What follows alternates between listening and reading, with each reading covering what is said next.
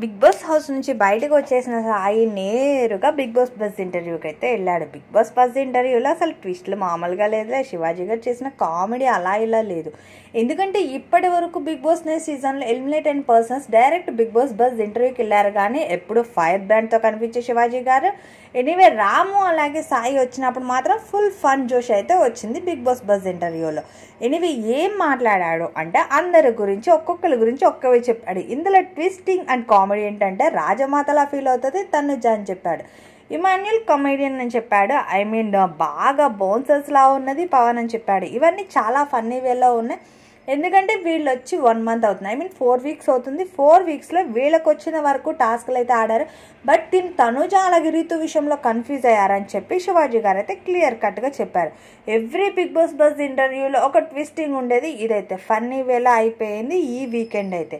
చూడాలి ఇంకా next big Boss buzz ఇంటర్వ్యూకి అయితే ఎవరు వస్తారో. ఇంకొకటి బిగ్ బాస్ బస్ ఇంటర్వ్యూలో రాము సాయిది ఇద్దరి ఒకే వేలో వచ్చేసినాయి అనమాట.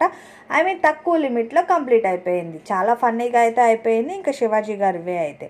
ఇలాంటి అప్డేట్స్ కోసం అయితే నా ఛానల్ని సబ్స్క్రైబ్ చేసుకోండి, అలాగే నోటిఫికేషన్ ఆన్ చేసుకోండి. వీడియో లైక్ చేయడం అస్సలు మర్చిపోకండి.